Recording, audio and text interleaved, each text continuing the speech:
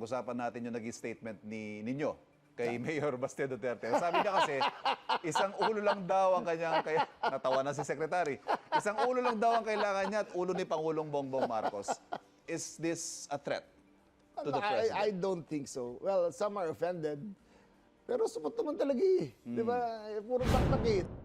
You have to talk about what's the future of the country. Pero kung gano'n ang salita mo, tapos puro hirit ka lang, eh, kung baga nung college tayo, tawag mo doon, supot talaga, di ba? Wala kang magagawa.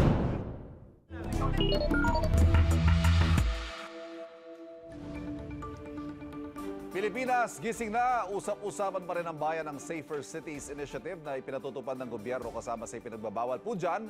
Yung mag-topless, yung mag-inom at manigarilyo sa mga pampublikong lugar, pagbividyo ka ng lagpas alas 10 ng gabi at curfew sa mga kabataan.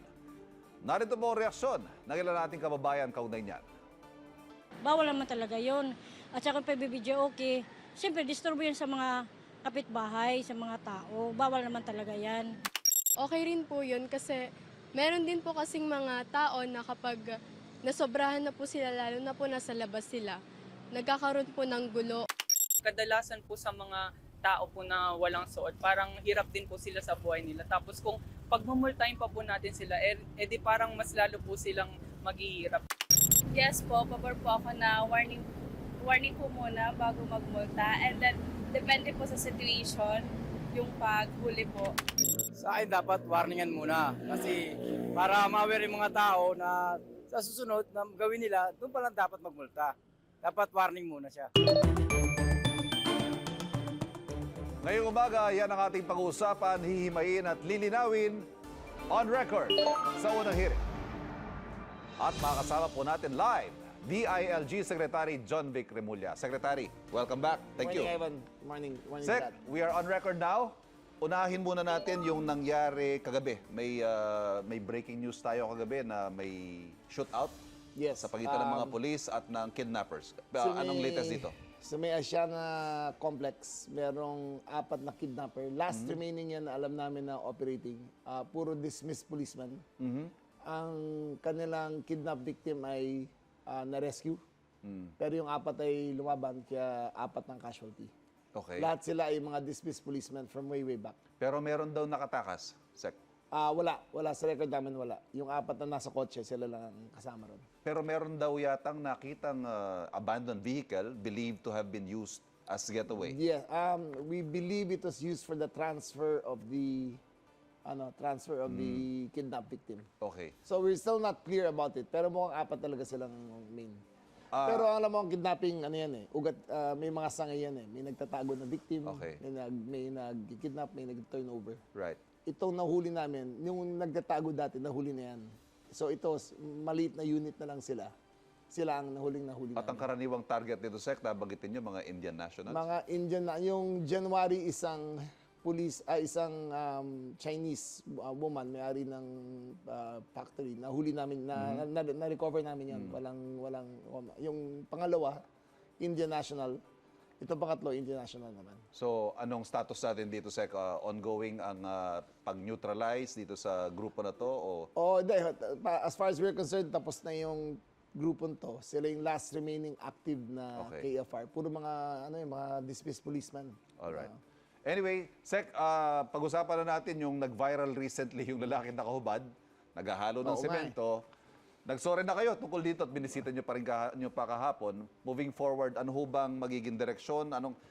Inamin ninyo, nagkaroon yata ng problema sa pag-cascade ng instructions on the ground. What are we doing differently? Well, sinabi ko, there has to be a more humane consideration para sa mga tao. Hindi mo porke nakahubad, kukunin ka agad. Yun kasi nagko-construction lang eh. Yes. So kung dapat discretion ng pulis yan eh. Kung tinin na lang tambay, siga-siga, ayun, binawarning nga yun, kinukuha at tinitikitan. Pero yung mga magtatrabaho naman, bibigyan ng konting leeway kasi sobrang init ngayon eh. Yes. Diba? Sobrang init ngayon. So, nagbigay na naman ng instructions at bumaba na naman yung incidences na gano'n. Exactly my thoughts, Sec. I won't sugarcoat this personally. Nung una nyong nilabas itong Safe Cities Initiative, para sabi ko, talaga ba ngayon nyo gagawin to? When people can barely cope with the oil crisis. Tapos summer, mainit, gusto ko magubad. O nahihirapan ako sa buhay, gusto ko mag-inom. Ngayon mo ko hulihin. Ano bang pinanggagalingan nito, Secretary? Ang mga ordinances to, mga 10 to 12 years old na. Dati pa naman yan. Pero ngayon kasi, sa panahon na to, na siyempre medyo frustrating ang buhay. Kung we find, yung nakikita namin yung mga nagiinom sa kalye, doon nag-uumpisa ang lahat ng gulo eh. Doon nag-uumpisa ang number one source of homicide, number one source of sexual harassment, number one source of murder. Sila ang nag-aaway eh. So ngayon, we had a significant drop in murder and homicide all around the Philippines. More than 35% drop. Ang homicide, more than 60% drop. Oo. Ang natitira na lang yung mga konting theft. Meron pa rin theft of motorcycles. Pero yung street crime, bumaba na talaga. Bumaba lahat. So I think it's working. I think it's quieter. Parang sa lahat ng feedback naman nang umiikot ako sa Manila at saka sa ibang lugar, mukhang bumababa talaga ang crime. So, yung mga datos ho na nabanggit ninyo, pababa ang krimen, nagta-translate ho ba yun sa feeling ng publiko that they feel safe? Mukha safer? naman, kita nyo sa ABB nyo kanina, meron. Especially doon sa mga katulad sa Metro Manila, sa Cavite, Laguna, 24-hour economy yan eh. Yung mga kababayan, umuwi yan alas 10 ng gabi. Pero umuwi ka ng alas 10 ng gabi, maglalakad ka sa kalye, puro nagiinom. Mas safe sila ngayon. Paalala din natin, Sec, nabanggit nyo nga that these ordinances, itong mga bawal ang bidyoke, bawal, may curfew mga bata, hindi ito mga bago. Ito yung mga existing. 10 to 12 years old, wala na nagpatupad kahit kailan. Aha. Sinuspindi ng Maynila, Sec, yung implementation ng local ordinances under the Safer Cities Initiative dahil may provision daw ito na anti-poor. Ano naman yung take nyo dito? Yung hubad na t-shirt lang ang sinuspend nila. Pero yung others are still in effect. But what do you say to those who call this initiative anti-poor? It applies to everyone. Kahit subdivision na nagkakaroke o nagpa-party, tumawag sila sa 911, pupuntahan sila ng pulis.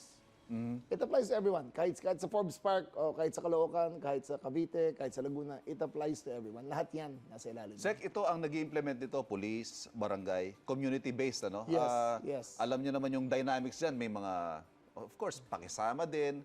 So, how do we ensure na consistent nga yung implementation nito? Precisely the point kaya pulis nilalagay namin. Kasi kung barangay tanod, tropa nila yan eh. Yes, mismo. Diba? Tropa nila yan O eh. baka nga si Kapitan mismo involved sa Pero kung kung ano man. may O. pulis na kasama, may hiya na yan. Kasi mas professional na yung mga pulis natin yan eh. So, may body cam pa yan. So, nahuhuli talaga sila. Does this have the approval or the go ahead of the President? Yes, it was actually his idea na to develop a safer streets initiative.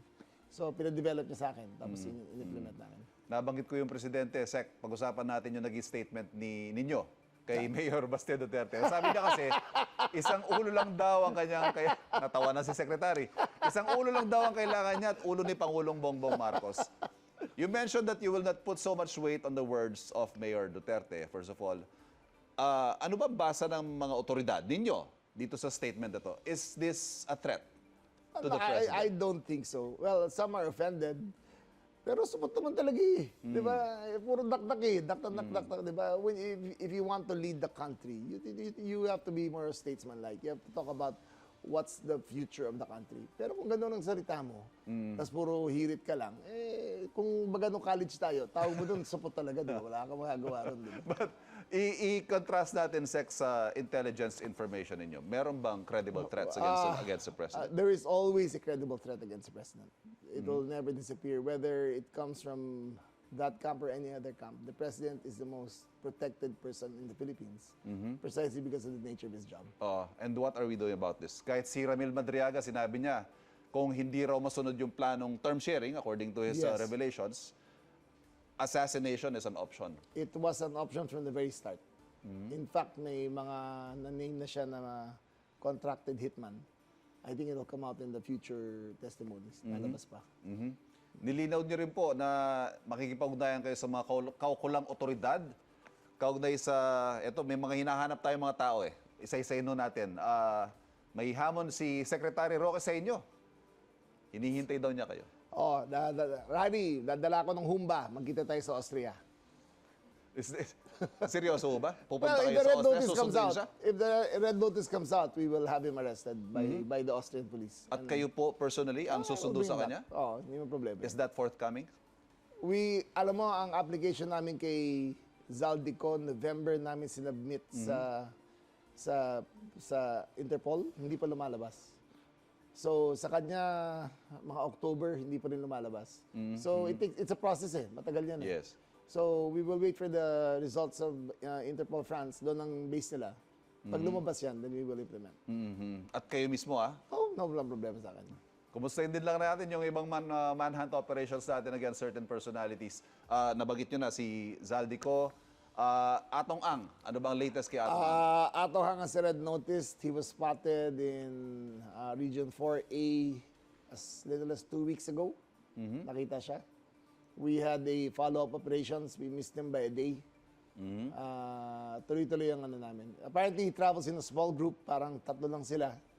Palipat-lipat siya ng bahay every 3 days, 4 days, 5 days. Lipat na siya ng lipat all around the Philippines. Pero Sek, nakakalabas-masok siya ng bansa. Hindi. So far, hindi. Wala siya. Kasi nakita siya dito Kung lumabas yun, dapat din Wait, mabalik the information na report na spotted siya sa Vietnam. sa That was a raw intelligence nga that we were... raw intelligence but it was not It verified. was not verified. Pero Okay. yung nakita siya sa 4A, verified yan. Verified. Nakita talaga. So nasa Pilipinas siya. Okay. Bantag, sir. Ano latest kay Bantag? Bantag is in the Cordilleras. We're closing Still? in on him. Yes, doon siya nagtatago. Protected siya ng mga tribes Ang apprehension ko dyan kasi, kung pasukin namin ng basta-basta, hindi careful planning, ang casualty rate sa policemen natin mataas. Sek, ganun din po yung nabanggit nyo sa akin in our previous interview. May ganun tayong consideration. May pag-usad ba? May pag-usad ba sa Meron efforts naman. natin to put these people to justice? Meron naman, we are getting the necessary equipment para makuha siya na minimum casualty sa mga police. Senator Bato, bagamat wala ho siyang warrant, pero may public sentiment about him receiving salaries, hindi po pasok. May update ba sa kanyang whereabouts? He's here. Nasa Mindanao. Paikot-ikot. Still in Mindanao? Nakamotorsiklo siya kasama ng mga grupo niya every 2 days, 3 days. Biyahe sila. Paikot-ikot na siya ng Mindanao. Nakamotorsiklo. Pero as far as the government is concerned, binabantayan lang ho natin yung movement niya. Yes. Pero wala naman tayong planong arestuhin dahil wala namang Well, basis. kung lumabas ang red notice, arrestuin siya. Pero wala pa naman Wala pa naman formal transmission sa amin na meron. Ang nagkaroon lang yan, recommended by the prosecution of the ICC. Yeah. To issue a red notice against them. But nothing has been acted upon. Pero ibig sabihin, Sek, yung hindi pagpasok ni Senator Bato is just entirely up to him dahil wala namang basis for the government to arrest him. Wala. There's zero. If he showed up right now dito sa studio, I have no reason to have him arrested.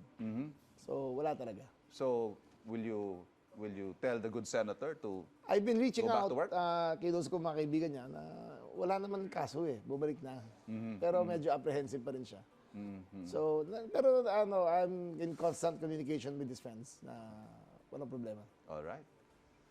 Mga kapuso, nakausap po natin, DILG Secretary John Vic Remulla. Thank you, Secretary. Thank you, Evan. Ang mga issue pinag-uusapan, lilinawin at hihimayin natin on record. So, unang hirit.